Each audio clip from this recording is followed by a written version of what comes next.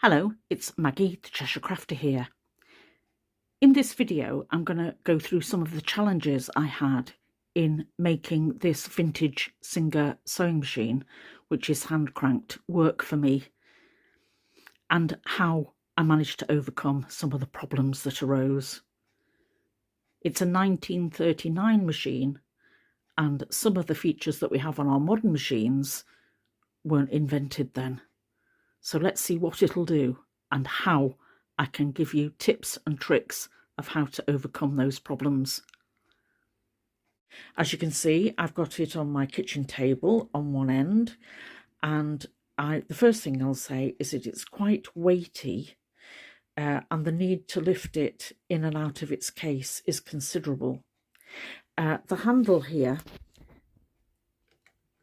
the handle does fold in for storage, and that is easy to click out.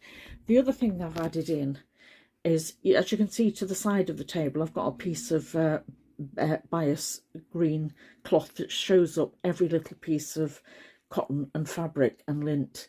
I'm going to add the extension table onto the side. I find that very helpful.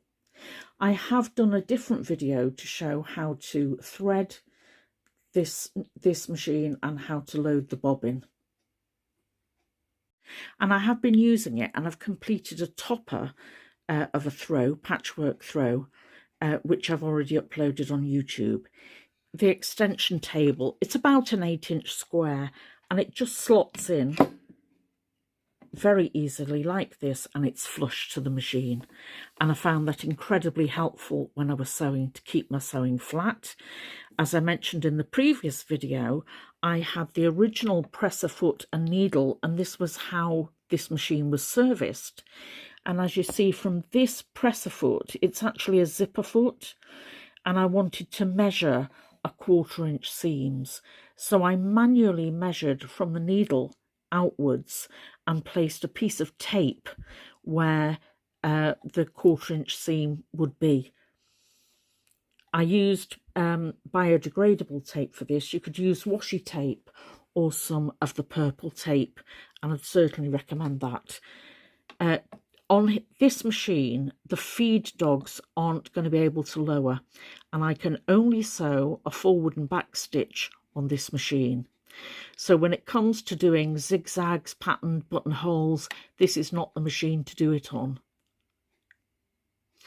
The first thing I need, if I'm going to do some quilting on this, is to see whether I can change the needle. And in order to do that, I need to move this knob. I'm going to call it a knob round, and I'm going to see if I can change and put a walking foot on, and that will be changing here. I'm just going to show it sewing now, in case you haven't seen previous videos of how this sews normally with the needle and the presser foot on at the moment. To sew then, I need to lower the presser foot, which is behind the machine, where I've got my hand here. I'm going to sew where that original seam line was at 1/4 inch, lower the presser foot.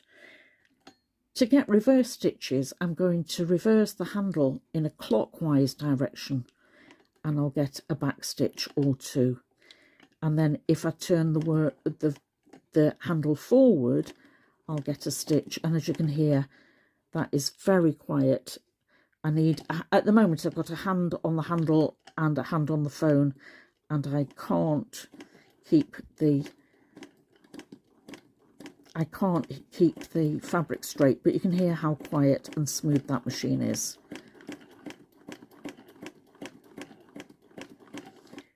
When I'm sewing, I need this arm really well outstretched. That's the first challenge.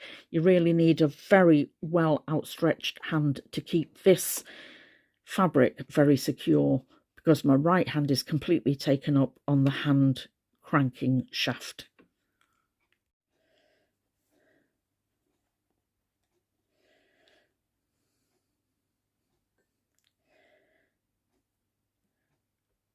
When you sew with most modern electric machines, you have 2 hands free to guide the fabric. With this one, I only have 1 hand free. I've either got to stretch out my hand to hold it in place, and I don't want to obscure where the needle goes in. What I want you to do is listen to how quiet that is. Now the light is currently coming from natural daylight from my side and the light from the camera phone. I'm going to look at a light source for this machine. To change the needle, I'm going to change to a jeans needle for quilting. I need to turn this crank towards me. I found it easier to lower the zipper foot and hold the needle with my left hand and turn this towards me, and you'll see that the needle will come out by pushing it down and then lifting it up. So we need to reverse that in putting the needle in. As you'll see, the needle has a flat edge, and I'm going to put that facing towards the right of the machine. I'm going to hold it in my left hand, I'm going to put it into its hole first, and that way you find it easy to push it up with the straight edge against the metal. Push it up until it stops, and then tighten the screw again to hold it in place, and then lift the zipper foot. To thread the needle manually, I'm holding the cotton in my left hand and I'm threading it from left to right through that hole and then pulling it tight, and I must make sure it's through all the correct thread holders, and then pulling it under the machine. I can drop the zipper foot, I can't drop the feed dogs on this machine. In this machine, the metal bobbin sits below this top metal level, and I tried to change that bobbin for one that I'd preloaded, which was a metal bobbin but a more modern one. I bought these on eBay, probably made in China. I dropped the bobbin in, but as you can see, this more modern bobbin is too deep for this spool space. It needs to fall below this metal edge. When I try and take the cotton over the top, when I try to connect it up, the thread catches, it's not doing it now on camera for me, under this edge continually, and your machine will continue to stop working on you. It'll stop in its tracks. As you can see, in comparison, the older bobbins are not as deep, so they're not as interchangeable. What I need to do when I'm doing a project is load up 2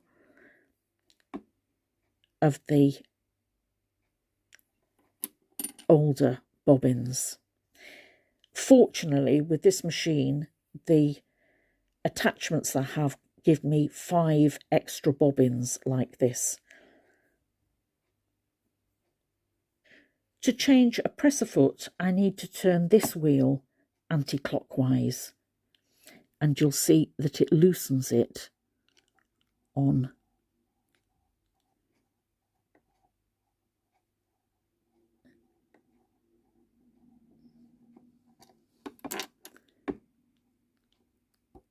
the metal to bring it out. Now, I have a similar Singer presser foot, but as you can see, it's much deeper than this one that was attached to the machine. There is no way this one is going to attach onto that metal plinth. It's too deep.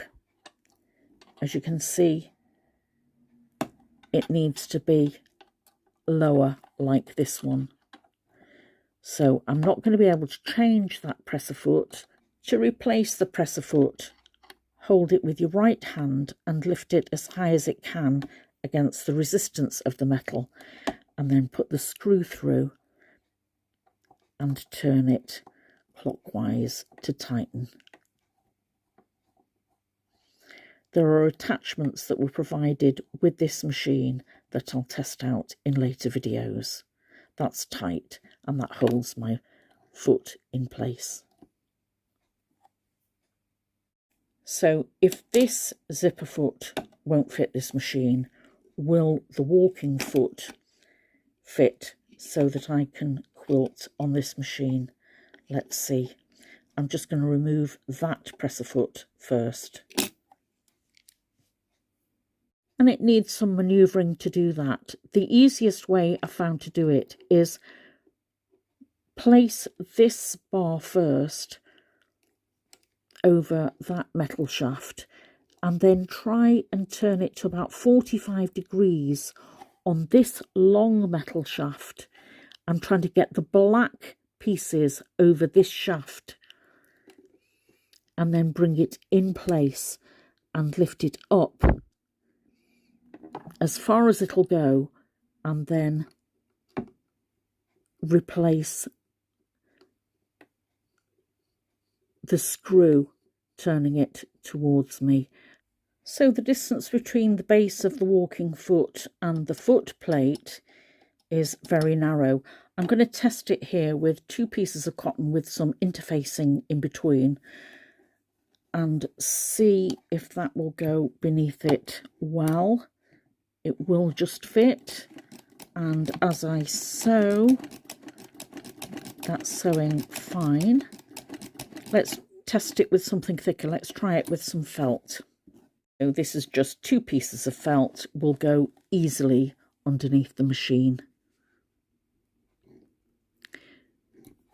This edge gives me, this edge actually is my 1/4 inch ledge, which could be really handy for sewing.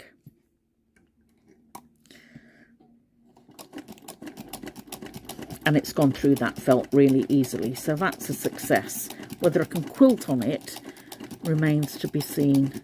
That's really good. That's very secure.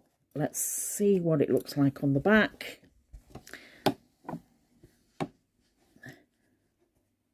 That sews well. That's a success. If I test it with a thin piece of wadding, then let's see what happens. So I've got 2 pieces of cotton. Oh, it will go under the machine. It's gone under quite well, actually. It sews beautifully. This is the standard polyester wadding. It's not very thick, so I'm actually quite hopeful that it might go through.